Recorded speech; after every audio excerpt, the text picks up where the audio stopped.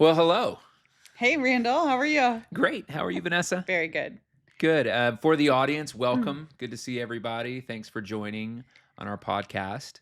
This is a joint effort podcast here. It's just me and you, and we're going to interview each other, I think. Yep. So, you want to start us off with intros? Yeah. So quick intro. I'm Vanessa Anderson. I'm the CEO of Show Mojo and Tenant Turner. So a little bit on my background. I started my career in real estate, actually working for my dad's small brokerage. He's a broker owner. So he had a portfolio of rental properties, and he made me do his books. I would say he made me. So- From the age of 7, you were It a was like slave labor. 11. I Oh, was like in 11, his really? QuickBooks. Oh my Like he was gosh. like, I can't hire people. I'm gonna need you to do this. so, so I did that, and then but really started my adult career in institutional ownership. I was at 2 real estate private equity funds, and then I transitioned into tech after becoming a little frustrated with how slow the industry was to adapt technology. I thought it was the way of the future and something that I wanted to be involved in. And so I worked at 2 early stage startups, and then was at Guaranteed Rate prior to joining property tech 2 years ago, mostly in operations roles. So really figuring out how to drive efficiencies across organizations and make sure that they're optimizing. At Guaranteed Rate specifically, it was modernizing their title department, which is, if you know anything about title, it is one of the oldest of old school industries. So taking that and modernizing it and making it a digitized experience. And then since joining property tech, the focus is leasing automation. So streamlining your leasing team's workflows and ensuring that we move prospective renters through the leasing funnel as effectively as possible. Nice. So, Property Tech's kind of like the umbrella company for both Show Mojo and Tenant Turner. Absolutely. Yeah. Okay. Yes. Cool. So, Randall, why don't you tell me a bit about you? I just want to say congratulations on an amazing career. That's a very cool journey. Oh, thank you. Mine started in kind of analog first and then digital, Yeah. similar Did to your dad yours. make you run his books? My dad made me clean carpets Okay. in his business, and my parents were entrepreneurs. They cleaned and dyed carpets from as young as I can remember, and I was Okay. very involved in that business at around the same Yeah. age as you. Mm-hmm. So, and then after I graduated with a degree in math, of all things, I Mm-hmm. was hired by the Salt Lake Olympic Committee to manage property for the Olympics. Very cool. And Yeah. so my first job was an assistant manager at a 300 unit apartment complex where I was like a knee breaker and collections guy. I Oh, was a big guy, yeah. and so, I got to learn a lot about intimidation tactics. No, I got to be introduced into the world of property management, which was Yeah. very interesting. And also got to be around the Olympic athletes Yeah. in our 2002 games in Salt Lake, which was freaking amazing. That's It was a awesome. once in a lifetime Especially like opportunity. right out of school, right? Yep, Like what's better 100%. than that? Yep, that's right. Hanging out in like Olympic Village. It was awesome. Right? It was the best. Yeah, I went to so many events. But along that journey, and I was there for about a year and a half, I realized, wow, this industry, this property management and real estate industry is fascinating. So I started buying my own properties. And that was during a time where if you could fog a mirror, you could get a couple $1 million to buy whatever you wanted. And so over the course of Good, 5 years, nice lending restrictions, right? 100%. It was a great time to be alive. Yes. So I bought 19 properties by 2006 and So started a brokerage you were as well. part of the problem. Is that what I hear? Definitely, yeah. Although, I paid my bills. I Yes, paid my so there you mortgages. They go. were a good risk on me, at least for a time. Yeah. And so I started a brokerage and said, my portfolio was doing well. Why don't I try managing for others? And I just opened Yeah. that business in '06, right at the end. And so I realized a valuable lesson of the power of property management in withstanding a massive economic upheaval Yep. that happened in 8, 9, 10 and beyond. And so that was what that's when the real power of property management was made clear. And then I sold that business in 2013. and went to work for a property management franchise group.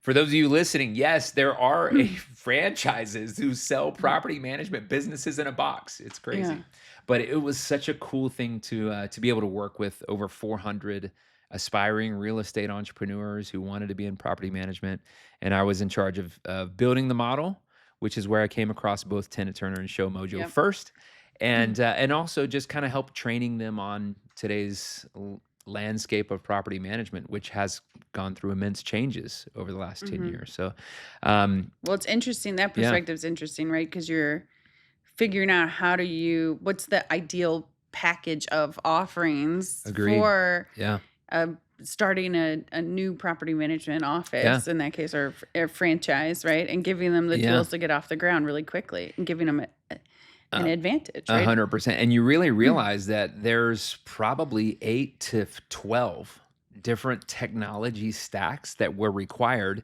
over the years to like build a successful company, which is crazy. I mean, you're talking about that many logins that they have to have and use to do different aspects of their business. And so Hmm. after about 10 years with PMI, I decided to join one of those core platforms and came over as Rentvine's CEO or COO, which has been just an awesome time getting deep into the accounting side and the operations side and just more deep in the tech side. So Yeah. you and I are now peers in that way in terms of just at tech companies.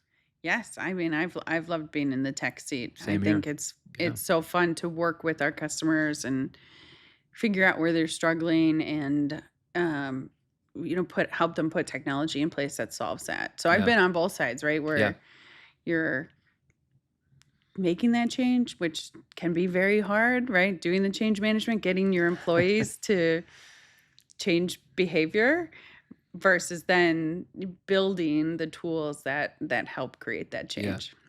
I've always felt like both Tenant Turner and Show Mojo have been kind of like where the rubber meets the road in terms of driving success in a property management company.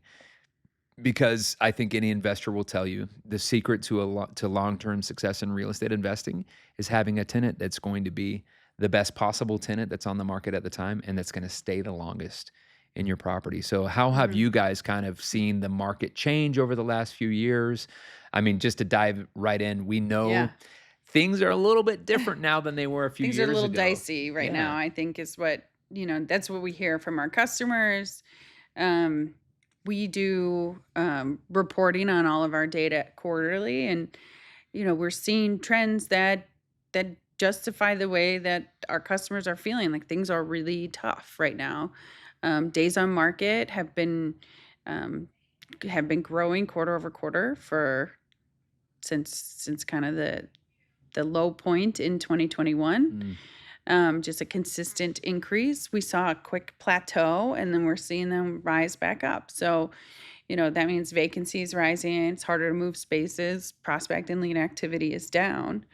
Um, so I think there's no skirting around that. We know it's tough. So how do we, as tech providers, work with our customers to make sure that they have a leg up um, in a really hard for sure. environment? Yeah. Do you mind if I dig in on a couple of like questions just for my Yeah. curiosity?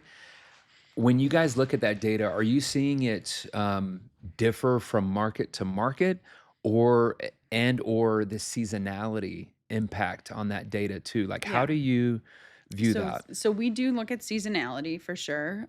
So we always see days on market drop in second quarter and third quarter comparatively to Q1 and Q4.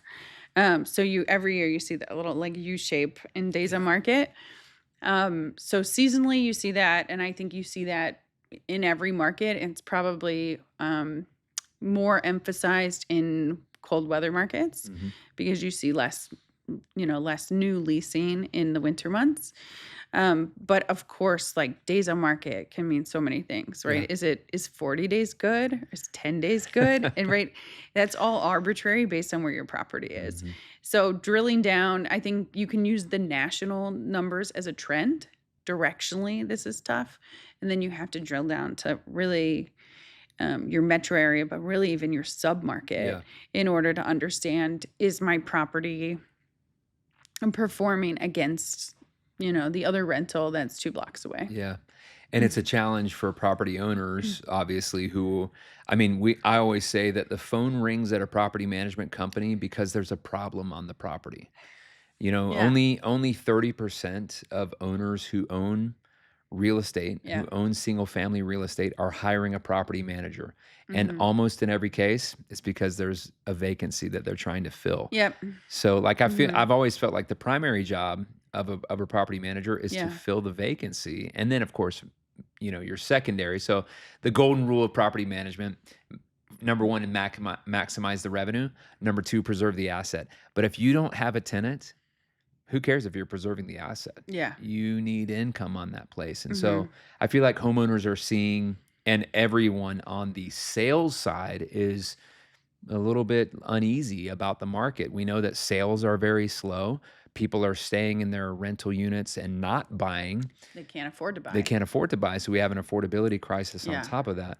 Mhm. The average age of the first time home buyer for 2025 was 40. 40. Wow. Like, That's shocking, that is shocking. I right? mean, but if you think it through, like, the home affordability issue is so dramatic because since the pandemic, Mm, prices have gone up yep, significantly while interest rates have gone up that's right. significantly.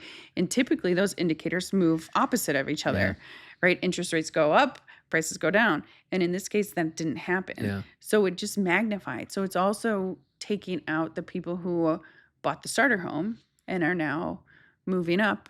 Um, and upgrading, agreed. right? I'm in that category, right? I keep having more kids and we're in 2,400 square feet and our house is nice, but would I like it to be 3,500 square feet? Yes, right? But I would pay 3 times as much as what I paid for my first home, and then my interest rate would triple Isn't on that a larger crazy? mortgage. So Yeah, it's wild.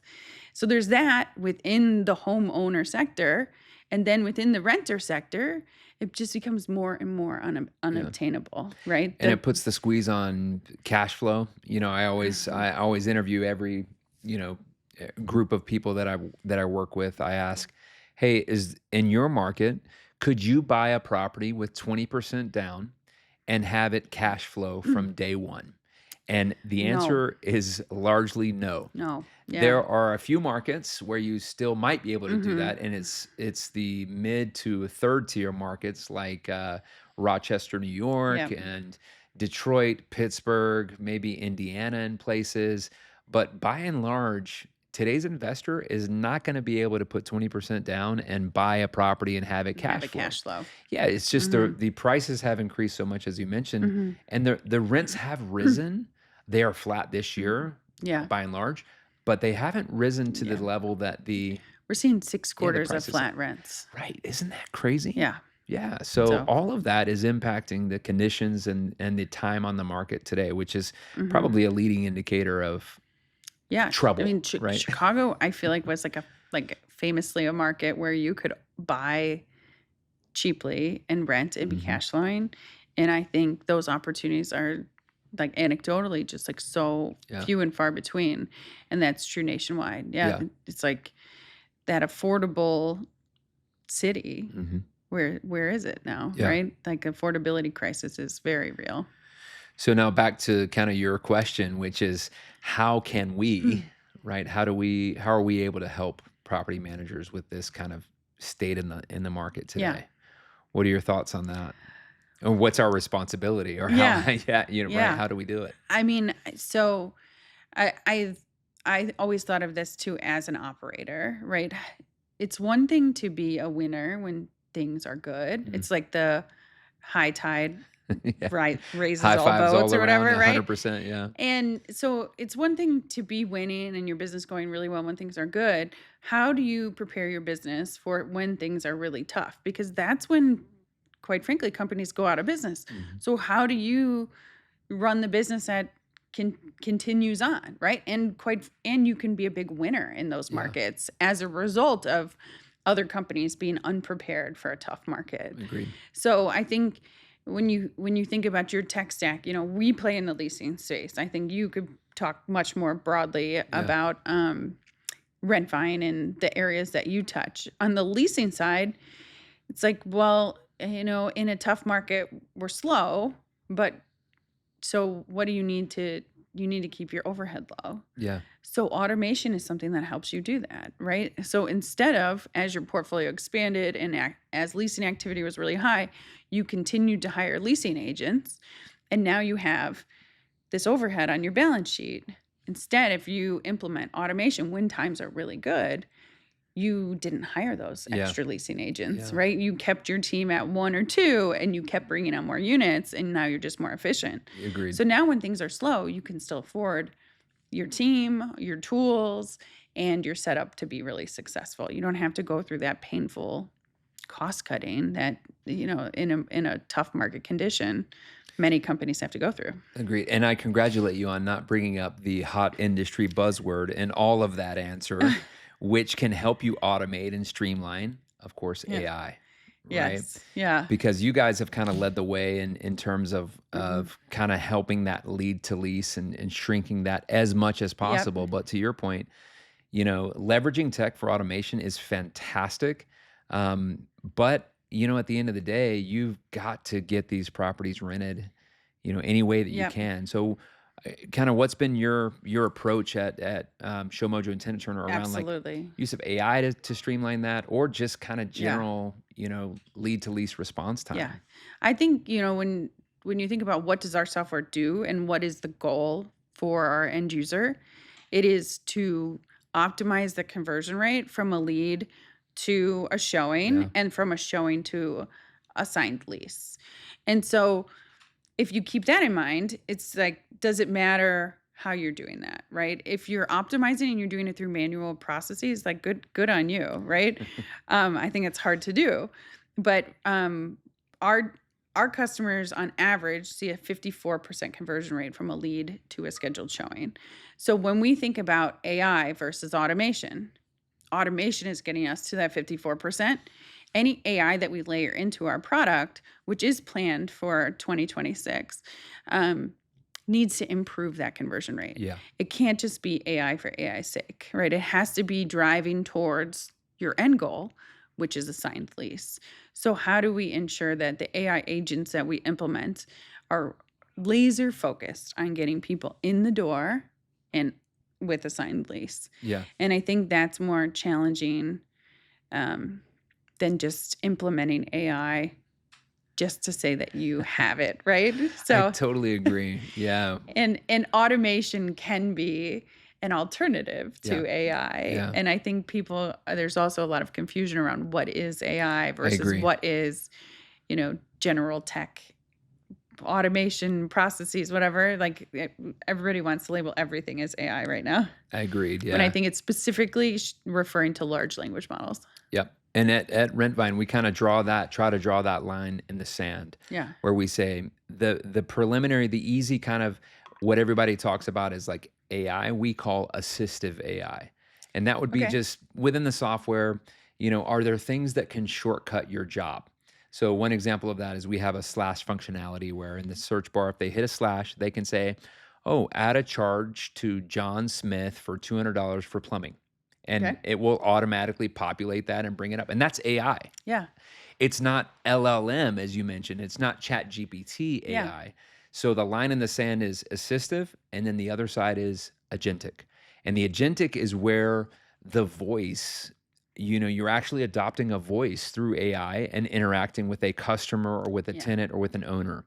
And that piece for us has always made us cautious. And the reason why is because property management at its core is a people oriented business, it's a trust business. Yeah. You see that, for example, when a property management company is sold, let's say it's 1,000 doors, the expected churn from just What turning do you ownership underwrite as over, the churn? just loss of doors over that Yeah. first year is going to be at least 30%. Wow. At least 30% of those doors will churn in the first year due to the nature of the people business It's a side. relational business. 100%. Yeah. Yep. It's also the reason why many operators struggle to get beyond a certain benchmark in property management because they are still the business. The business Mhm. is them. It's their personality. It's It's what how they've do set up. you Yeah. replicate Right, yourself? right. It's very difficult in property management because, and I'm guilty of this too. If I'm going to buy an investment property in Pittsburgh, I'm probably going to want to hire a Pittsburgh expert. I want the guy who's ideally right next door to my house. I want him with eyes on it all the time. I want him to know the vendors and to send out there. So it's Mhm. just a very local business and it's a very trust oriented business. And it makes us at Rentvine nervous to Yeah. transition the voice of what makes Mhm. that business to AI. Yeah. So we kind of segment the agentic side Mhm. into four areas of the software. One, which we're counting on you guys to lead out in, is lead to lease. Yep. And then the one that we're going to focus on first is the maintenance AI side, Mhm. which we think is kind of a low hanging fruit. Can we help a tenant self diagnose and triage a problem prior to a work order being created? Because the more information that Yeah. a property manager can get out of a work order, the more likely that they're going to get it right with the first person they send out. Mhm. And so we want to try to resolve those, summarize the interaction, do all the AI cool stuff Yeah. for that property manager. That's going to be our first entry. Yeah. I think, you know, the things you brought up, it brings to mind like what do you want an agentic AI to do versus Mhm. not do? I love that. Yeah. And I think, where you can draw that line in the sand is, do you have to make a judgment? Yeah. Is this a sensitive issue, right? Yeah. And that way, can you put in logic and reasoning when if it is a sensitive topic, if it requires judgment, it passes it to your team so that somebody who actually needs customer service and Yeah. support gets a human and gets that property management voice versus an agent. And allow the agent to answer all the mundane, Right. right? Like Right. all the structured data, Yeah. all the things that are in your listing or in your maintenance records or things where they're just retrieving um, or troubleshooting, like standardized Yeah. rules. And that is a great use for agentic AI. But you want to have these things that make you different and unique and are your value add and ensure that you path that to yourself and your team. Yeah, and honestly, what you brought up is one of the things we're most excited about. You talk about like accessing what data you already have. You guys have all the listing data. You're going to be able Hmm. to access using an AI or however you want to do it Yeah. to deliver that information. Rentvine as a system of record has all the other data about the property, about the balances, about the maintenance that was done a year ago. It's all there. And because of our open API, it's all accessible to an LLM. That is for us, we feel like gives us a massive advantage versus some of the older systems who don't have that open API. Yeah. They can't easily expose an LLM Hmm. to all of those endpoints.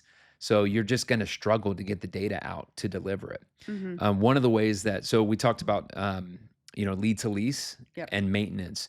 One of the kind of the next level in our mind, and then we'll go from the next hardest would be front of house. Okay. So someone who is the voice that is answering every phone call. We know from our data that phone calls in property Yeah. management are oftentimes not answered. And if they're not answered, oftentimes a message is not left. Yep. And you're just like, is your team calling all those people back? Hmm. Probably not. And so front of house is an interesting use case for Yeah. AI. But if you're not exposing all the data, it's going to be a frustrating experience for somebody who Yeah. just wants to I can't remember the pet policy on my place. Could you Yeah. give me that? And with the Rentvine's open API, absolutely. Yeah. Well, It's right there. you have to balance and like be thoughtful about it, right? Yeah. Because they need to get a useful response. Agreed. But like to your point, a lot of calls are not unanswered. And there's a great study from MIT that says that if a property manager connects with a prospect within the first 5 minutes of them inquiring, they're 100 times more likely to sign a lease with them.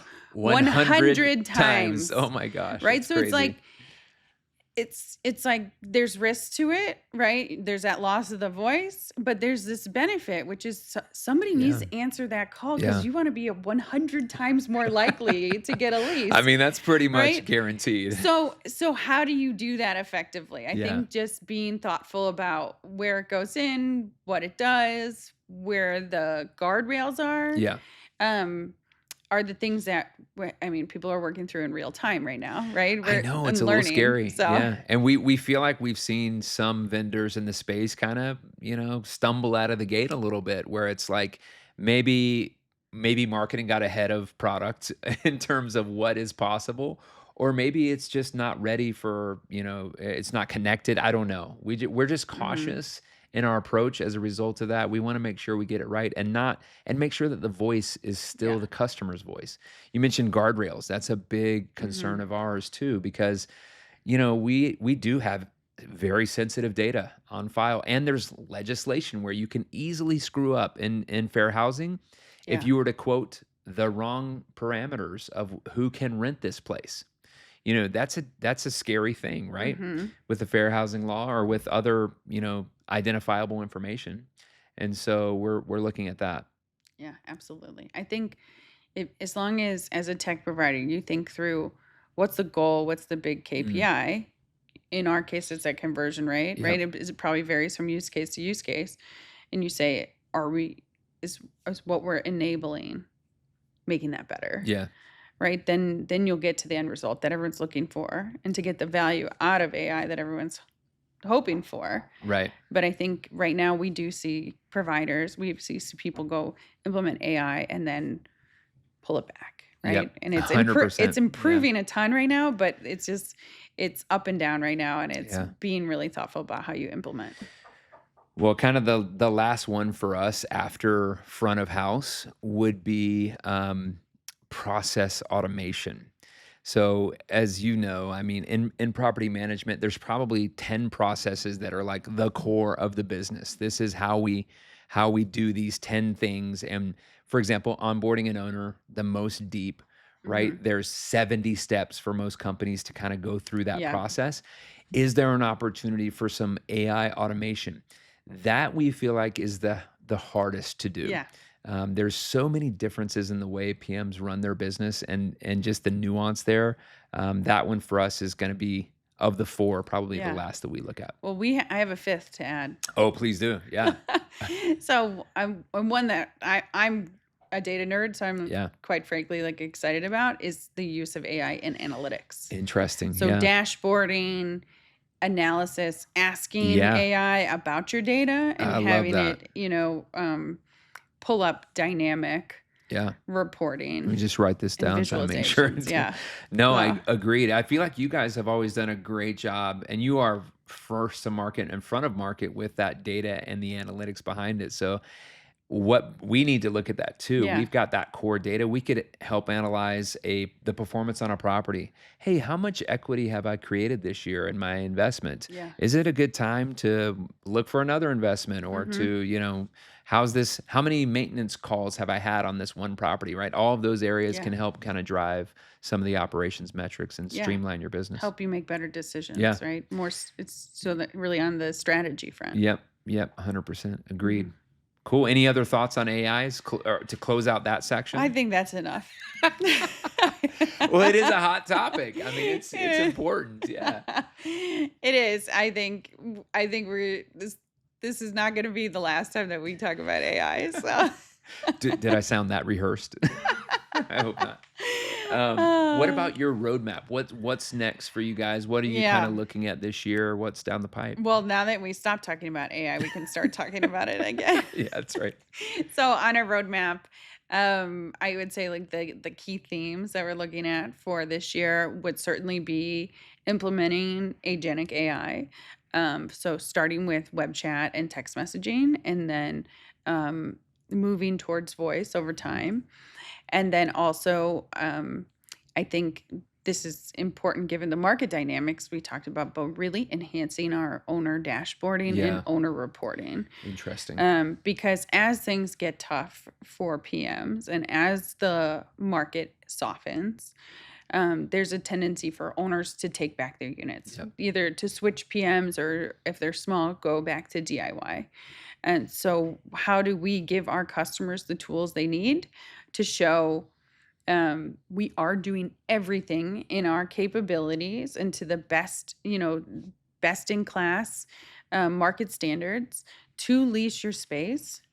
It's the market that's Hmm. slow. Yeah. So giving them the tools, giving them the reporting to do that is going to be a big theme for us in Yeah. And I 2026. feel like a lot of that's just transparency, right? Better Yeah. communication of, hey, this property hasn't rented yet, but here's all the efforts that we're doing. Here's Mm-hmm. what we're seeing. We actually are above average versus whatever benchmark you want to try to use. But I Mm-hmm. feel like that's a great opportunity for Yep. you guys. The benchmarking, Yeah. utilizing data, like we do our quarterly data talks, Hmm. but giving to your point earlier about how does that trend hold true to some market? How do we give um, our customers more granular data Yeah. um, for their specific property for those trends to make sense Yeah. and to sell themselves, We use it did as a part of their sales plan. No, I agree. Yeah, we did a study a few years back at PMI where we interviewed property managers and owners, our owners, and we said, what are some of the most important factors when hiring a property manager? And we gave them a list of 15 items Okay. um, to choose from. What was number one? Do you want to take a guess? No. I'll tell you where price was, all the Yeah. way at the bottom. Number Really? 14 was Wow. price. Number one was trust. That Number makes two sense. was transparency. Okay. Number Those go three, hand in hand. communication. And number four, accurate accounting. Okay. So got to take That care was of the number money. 4. So isn't that interesting? I always quote Yeah. that because I'm like, this is what drives, who is making a decision about Yeah. managing your property. And so when you talk about communication, you never want the, Hmm. the owner to be the last to find out that they've had a problem on their property or that it's struggling on the market or that Yep. you're not doing anything. Like they Hmm. assume that you're not doing anything unless you're talking to them Yep. constantly. So it feels like you guys are focused on kind of that Yeah. that If you see aspect. high days on market, are you, where are you listed? Yeah. How many leads? Are you monitoring leads per day, leads per week, and making sure that something doesn't feel off, Yeah. right? Yeah. If your leads per week are really low in your first week, do you need to adjust your price? Yeah. Do you need to adjust your listing description? Are your photos really poor quality? Hmm. And that's actually another thing on our roadmap is really optimizing the listing. What advice can we give you to make that listing description, details, photos perform better in the market? Yeah. But I think, yeah, but as a PM, you need to be demonstrating that you have a pulse on all of those metrics Agreed. and are watching and reacting in real time to what you're seeing. And that it's not just, I listed this, it's been on the market 60 days, we've had 5 tours, the end, right? Like, Exactly. Yeah. so I think you can use automated reporting Yeah. to help you with that communication too. So it's not an undue burden. And I feel like property managers remember the stat like only 30% of property or of owners actually choose a professional property manager to manage their property. Hmm. From my side, PMs always kind of have that chip on their shoulder where they're trying to prove their value. Yeah. And they're trying to create value, quite frankly, and they're trying to be more than Hmm. just a line item on the budget. And Yeah. so, yeah, a lot of our roadmap items for this year are focused on like how do we make property managers more valuable to the transaction in property management? How do we give them the tools and abilities to show how much value they Yeah. actually are creating? It's very in line with how we're thinking about Yeah, the roadmap yeah, too. I love it. Yeah. Yeah. So a lot of our focused items are like one of the taglines we have for this year is we think property managers should have fewer logins but more options. And so, That's a good and tagline. thank you. Yeah. And yes, I think they would all love fewer Yeah, logins, right? because like it's frustrating to Yeah. have so many different places Hmm. and to manage so many different things. So we are always committed to our open API. We believe that every tech vendor should be able to play in the space that a PM chooses and wants to participate Yeah. in. Having said that, our roadmap is full of things that are going to hopefully make give the property manager more options in software. Okay. So you're going to start to see an improved screening in our software. You're going to start to see maybe some workflow automation inside of our software. You're going to see a lot of things on our roadmap this year that will give the property managers ability to stay in Rentvine should they so choose. Yep. And as always, they can go outside. Lead to lease, I don't think we're going to be tackling for a very long time. So I think you guys are safe with us. Well, but I think what's great about our partnership is that we have a deep integration and that it's two-way in A nature. 100%. So Yeah. your leasing team might log in to Tenant Turner or Show Mojo, but a lot of your users are going to get all the information they need about the leasing process right in Yeah. Redvine Absolutely. because you're not just pushing listing data to us, we're pushing that lead data Yeah. back in. Agreed. And Yeah. so that's really helpful and helps them, a lot of users stay in one place, I love right? that. Yeah, absolutely. It's frustrating, but the challenge in property management is that it's very broad. There is a lot of areas to cover, and Mhm. in some areas it's super deep. We think the hardest of all those areas, by the way, is trust accounting. We think that is so difficult. Yeah. And it's sort of this where I feel lucky that we have this moat. We have such a great trust Yeah. accounting piece. But it's nice to be able to layer operations on top of that and just have great Mhm. partners like you guys who are like luckily taking the dev lift away from us Yeah. and just building that great integration. And you know as well as I do that our team didn't lift a finger for you guys to integrate with us. Your team just let out and built a fantastic integration on both products. And so it's just awesome to work with people like you. Yeah. No, we've enjoyed working with you guys a Yeah. lot and um, love the Rentvine customer base. So, Likewise, right back mhm. at you. Cool. Well, thank you so much for having me This here was at fun. PM's. This was a Yeah. lot of fun. Yeah. So just to conclude, in the comments, we will leave a link to both our product webinar, which will go over the roadmap for Tenant Turner, which we discussed a little bit today, as well as our latest quarterly data talk for Show Mojo. So that goes over a lot of the trends in the market, days on market, how to optimize your listing, etc. We Love update your that on a data. quarterly basis. Exciting data. Great. Highly recommend. So, if you're interested, go ahead and download either of those.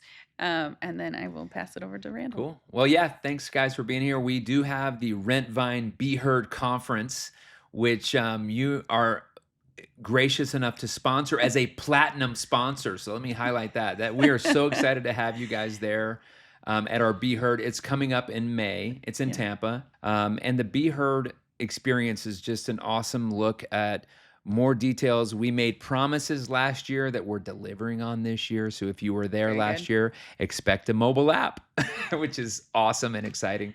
But also just an opportunity to meet with the developers, to meet with amazing vendor partners who have built Mhm. incredible integrations like you guys, and just come and be a part of it and be part of our herd, but also be heard.